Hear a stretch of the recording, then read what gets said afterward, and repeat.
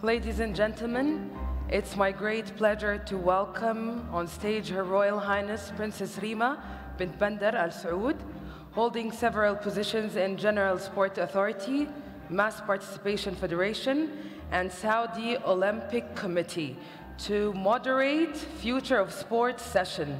Thank you.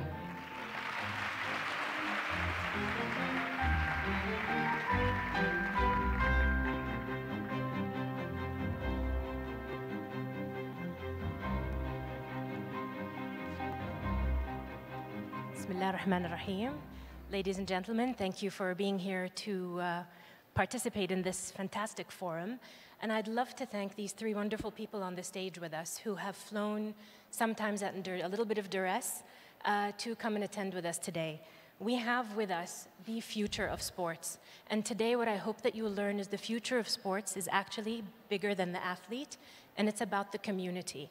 The three individuals on the stage with us, Musaed is the Esports champion of Saudi Arabia. He just flew in from London. Thank you. Thank you. And yesterday he won an award, so we can double clap for him. Sushmina is an advocate for how do we use sports as a leadership tool, and she is an advocate for education and leadership in that pathway, so we'll have a lot to learn from her today. Sushmina joins us from Nepal, but is truly a global voice.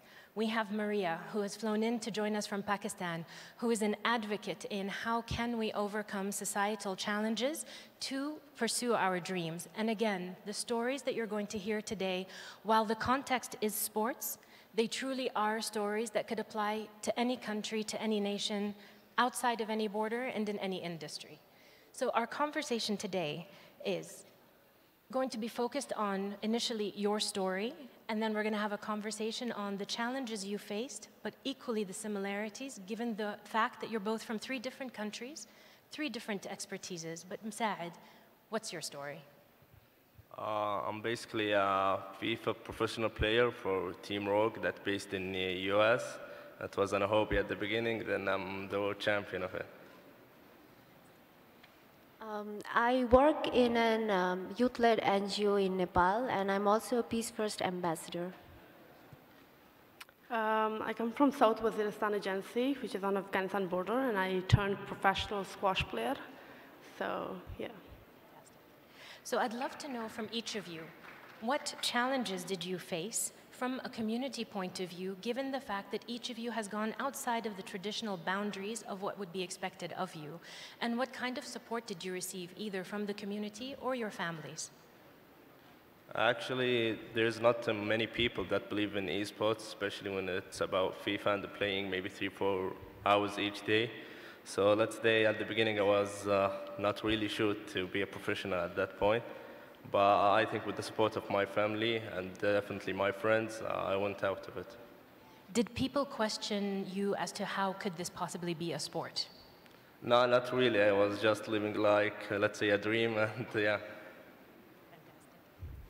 So I have a pretty interesting story for this.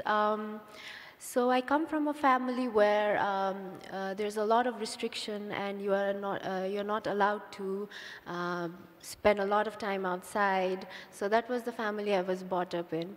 But I was a very rebellious child. I wanted to go beyond, and because I knew my potential was beyond what I think I have. So I was introduced to V4 Change, and throughout this journey, I got to link in Peace First. So together we had this project called Peace Jamboree, where we used sports as a tool to engage young girls and boys to work in make them an active promoter of civic engagement and good governance. And before even starting the project, there were so many challenges that I had to face. Like, for instance, when I went to the project site, I had to talk with the school principal for the approval to implement the project with his students. And this was what he said. He said that your project is really great, but it would be really advisable if you take the sports activity outside of the school area. And I asked him why, and he told me that it's because the parents think that sports is a bad culture and that their children might deviate from the studies. And eventually, I convinced the teacher to, and then we had the sports activities. And then I realized that even the young boys and girls were so awkward to play with each other. There was a sense of awkwardness that I could feel, and it was so difficult for me to integrate those two groups. And but in the end, when the project was implemented, I realized that sports is such a powerful tool to overcome these challenges. Well, I would start with something like when I got the invitation for this event, and first of all, I'm very happy to be here. It's an honor, and thank you for the hospitality. A lot of people told me not to go, actually, but then I'm here, and there are two reasons that I'm here.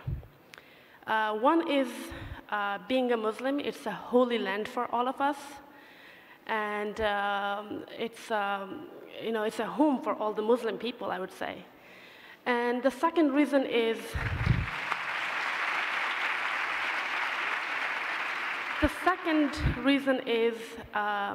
the young prince, Mohammed bin Salman, who is a youth himself, and he's a reformer, and who started making those revolutionary changes and empowering women. And I see Prince Reema here, and there are many women out there, and I'm very active. It's just very inspiring for me. And I feel that I'm in the right place, and I'm an athlete, so I'm hopeful. And I know that things gonna change. It's just the beginning. 1,000 miles journey starts with a single step. So I'm very hopeful, and I know that this prince, Mohammed bin Salman, is gonna change not only life for women here, but all over the Muslim world. And I would say that I come from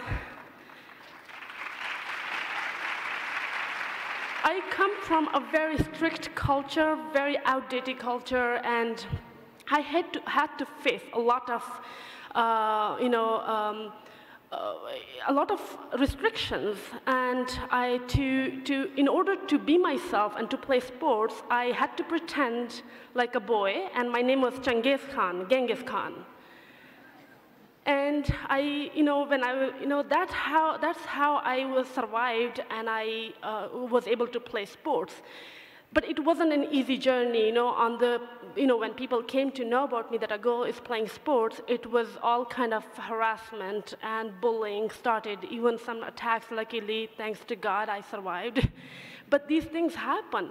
But it doesn't mean that I was this honorable person. And playing sports doesn't mean I'm a less of a Muslim, actually. I'm very good Muslim, a good daughter, and I value my culture, I value my people, and huge respect for men. Today, whoever I am, because of my dad, my brothers, they supported me, so thanks to them.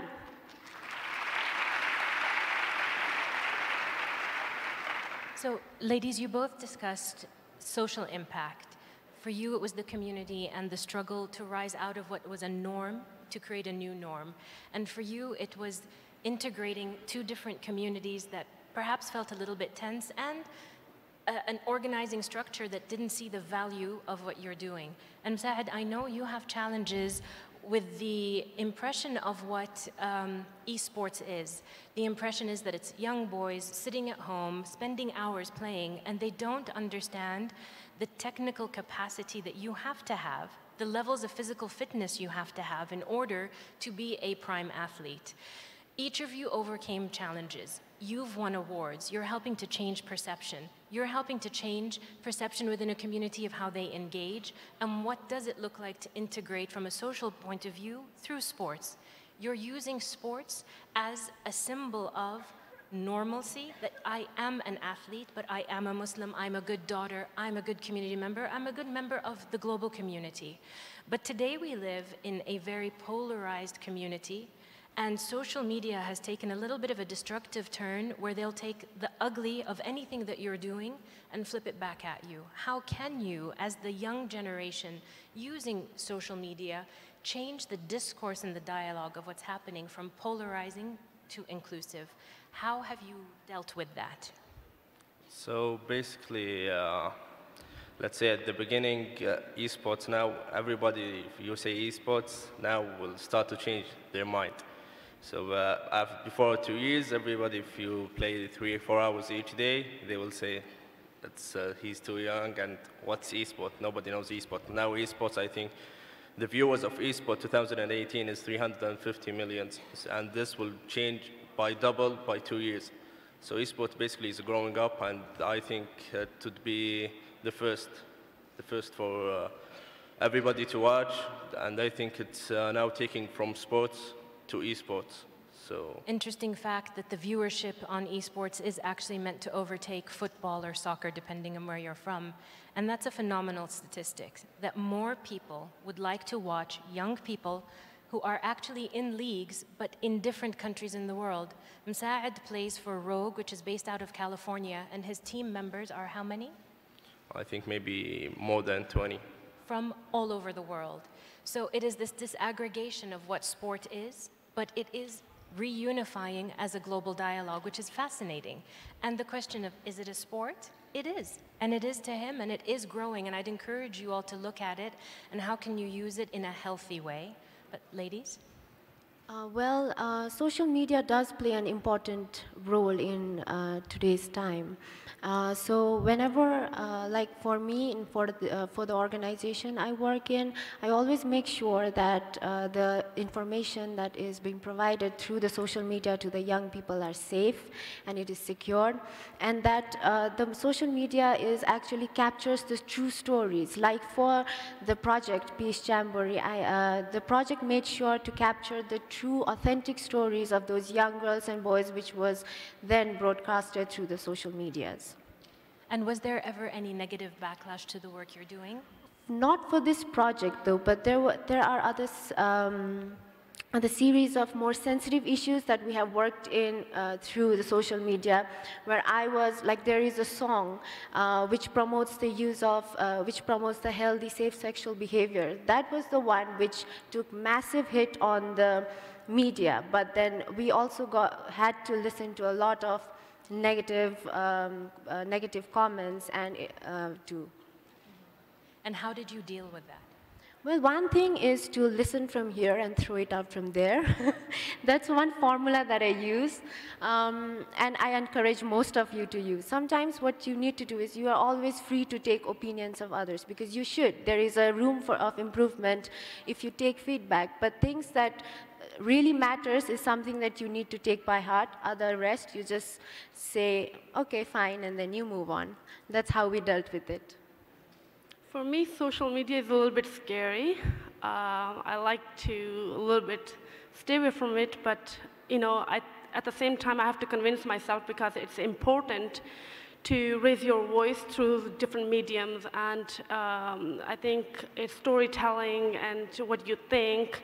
I think it's important, especially when being an activist means you're a responsible human. And responsible human, you care about the world, you care about the people, and I like to talk to people about that. But then you also find a lot of backlash and abusive behavior. But still, since my childhood, this is how my father trained me. He encouraged me to look at where I want to go, what I want to do, rather than thinking what people think of me. That doesn't really matter. And when it's just a simple story. When I was really young, and my father took me to a market, and he said, "What kind of haircut do you want?" I said, "I don't know." So he said, "How about a buzz cut?" So I got a buzz cut, and then he got me this big earring. I said, "Dad, it's going to look very weird." He said, "That's exactly what I want." So I had a big earring, and then we started doing a parade in the middle of Peshawar market, and all the people were staring at us and laughing, and my father's like, "Do not care what people think of you. Just do whatever you want to do, where you want to go." And these are the practical lessons that my father taught me, and whoever I am today, I don't care what people think of me. I'm going to make a difference, and I'm going to stand up for people out there who are suffering and make a difference.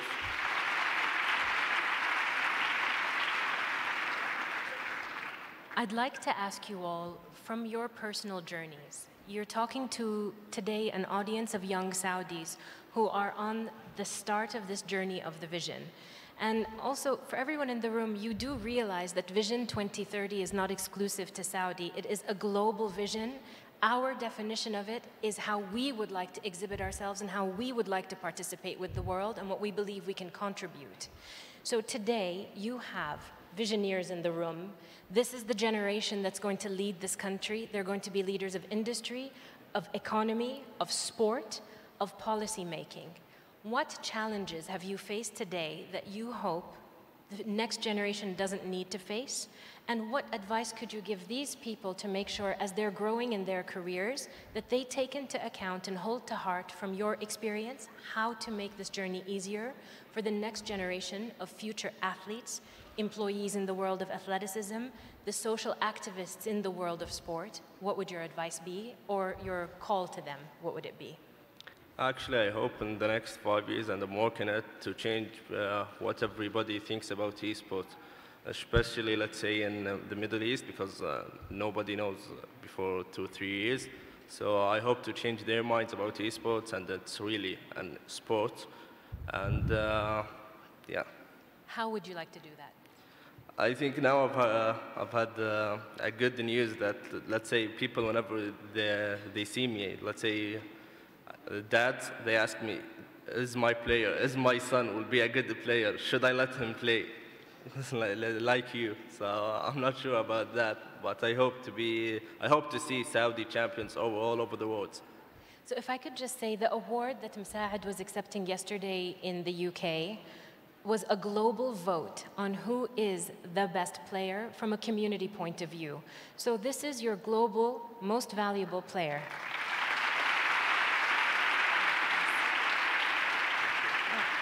But what does that tell you? The world didn't say, Musaed is a young Saudi boy. The world said, this boy exhibits excellence, and therefore we shall all support him as the face of our sport. And that's profoundly moving, given the political environment that the world is in, that sports can transcend that and can see through it. And that's something that makes me so proud to work in this industry and to hopefully support the next generations. But ladies. The biggest challenge for in today's time is we say that youths are the future of tomorrow, but we do not keep them in the decision level. We do not include them in that area. And it is so important to invest in young people. It is so important to encourage them to take a stand for themselves. No matter from what background they are from, you need to acknowledge everything that they share with you. And this is the sole reason why we are all here today. And let me tell you that when I came to Riyadh yesterday, via Delhi. When I was about to board the plane, I was the last passenger to board, and then I entered the aircraft, and I was the only lady out of the entire passengers, and everybody was staring at me. But when I walked from the gate through the aisle to my seat, I never felt so strong. I didn't feel vulnerable at all. I felt so strong, and I was so ready to come to Riyadh, more so ever than I was. And I think that is what is necessary in today's context. And that is the reason why you all are here. And I know for a fact that tomorrow when the Global Forum ends, everyone, every young girl, every young person that is sitting here today is going back home becoming a more stronger person than they were. Can you give the audience an example of some of the work that you do? Because it's profoundly inspiring. I work in a youth-led NGO. It's in Nepal. It's a youth-led NGO which is targeted for young people of 16 to 24 years old.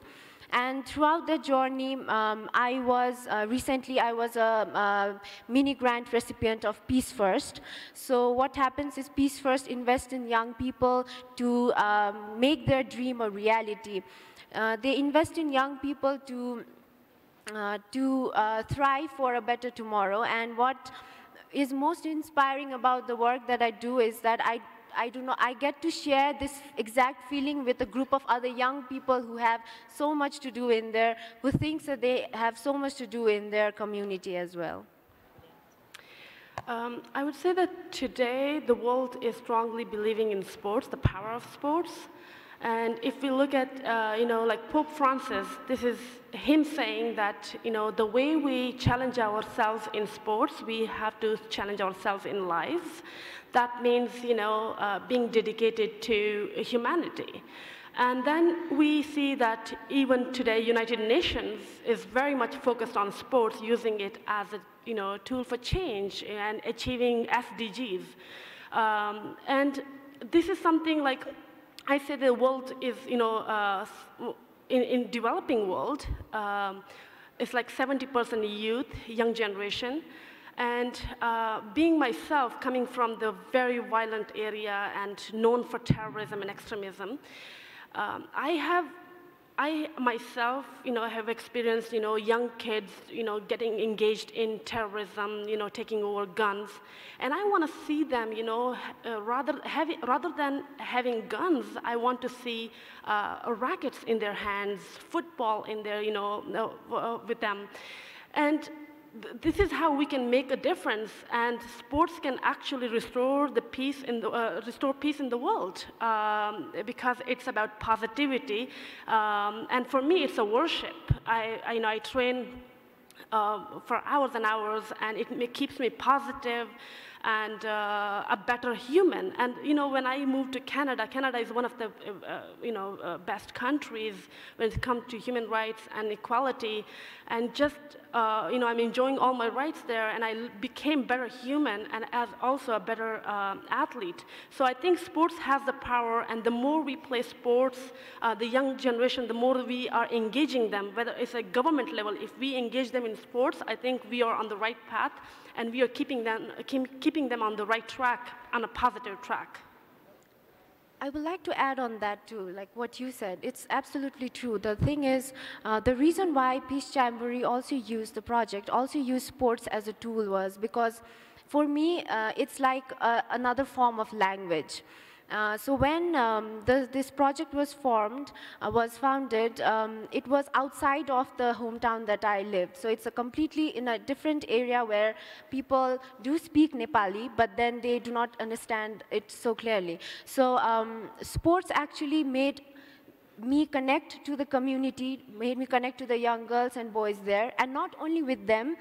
After the end of the project, a young girl actually came up to me and asked me, when are you coming back? And that was one true achievement I got throughout this journey, was a young girl who was so shy, who was so timid to talk to me even before the project started, actually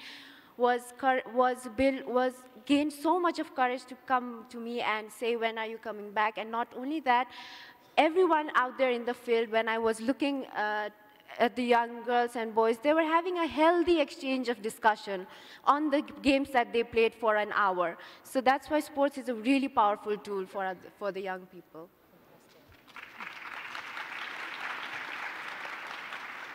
Musaed, I'd love to know from your point of view, from community building. We've been observing the amount of women that are participating in esports, and there's this whole sub-community that's starting to come out. What's your experience with that? Let's say from myself, let's say, I don't like to talk to anybody. I don't like to speak in public places. But now after esports, I can speak in interviews and in every place. So that's what the main thing of esports, and let's say, my aim to everybody that shy, I don't want to talk in public places, to ride this, let's say, horse. Fantastic. So what we're trying to explain to everybody today is the challenges for each sport are different, but the opportunity for inclusion and globalization is there.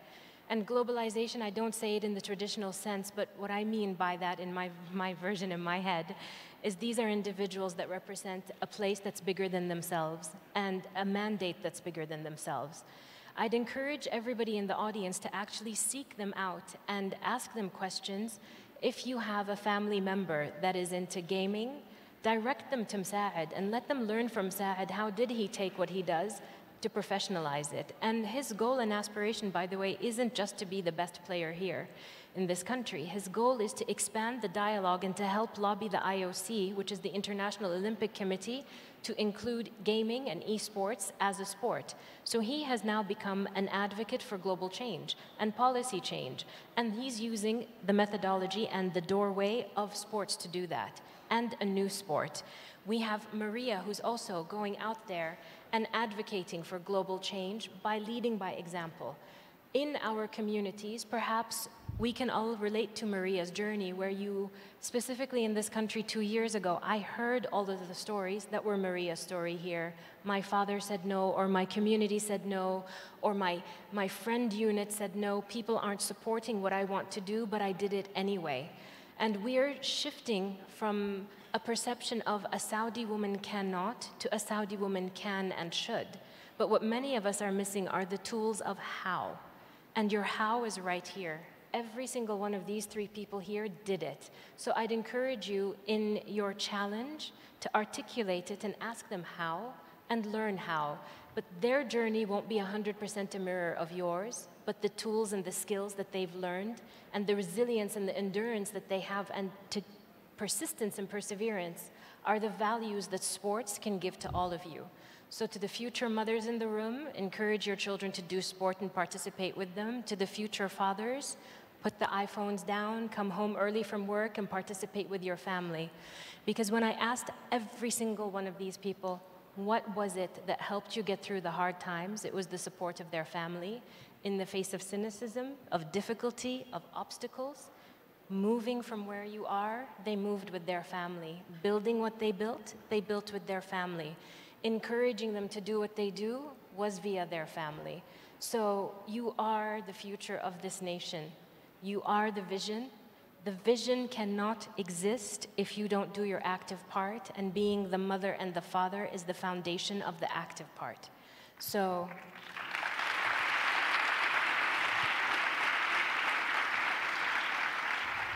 on a side note, I'd like to ask the mass participation team and the Misk team that we worked with today if they could please stand up, because we would like to proudly announce that the Mass Participation Federation and Misk have signed a collaboration for scholarships and internships on a global level, where we will be taking the next generation of visioneers.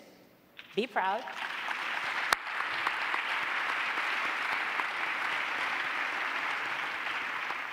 And this next generation of visioneers is going to be educated in sports, in the values of sports, in the careers of sports, and work in that sector. And without the participation of Misk, our dreams as the Mass Participation Federation would not come true. And I hope that every single one who has a dream in the world of sports and social cohesion Again, talk to these young people. The advice that they will give you and the vision that they'll help you to create will be something that will be of global benefit. So thank you, and thank you for joining with us. Thank you. A couple of things I want. Yes? One thing I really wanted to mention that with sports, what I learned, when you are positive about things and optimistic, it actually improves your game.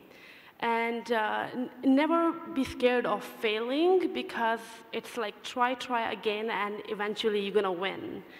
So, and the more freer you play with the free spirit, you perform better, and you learn a lot on court about yourself too, who you are. And how to control your anger, how to control your personality, the weakest points, and how to turn them into positivity and your strength. And that's why sports are also very important for young kids to play more and more. And another thing is, through sports, I think nowadays we see technology, we are connected through that, but it's not working that well.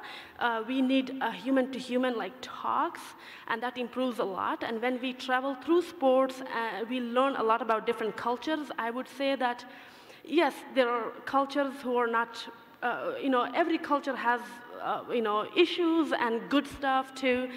But we always learn by traveling and become better and better humans. And that's why sports, for me, it worked out. I'm practically educated. I'd never been to school. My mom and dad educated me at home, and then started traveling around the world, and I learned a lot about different cultures.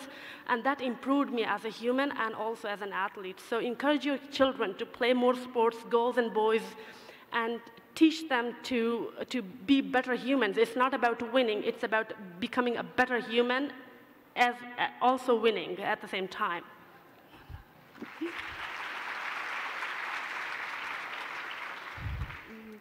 Sports for me was, I am not a professional athlete, but I encourage the young people to engage in sports.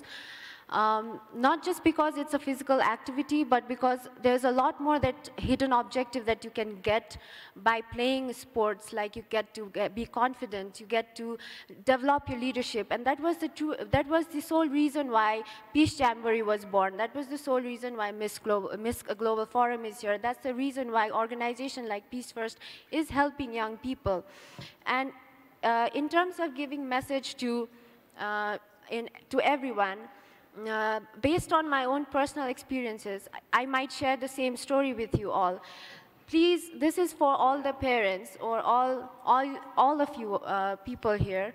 Please learn to be a fighter and not to be frightened. There's a difference. Please learn to be a fighter and not be frightened. So I really hope to see future competition players and the Saudi players as well. Thank you very much. Thank you, ladies and gentlemen.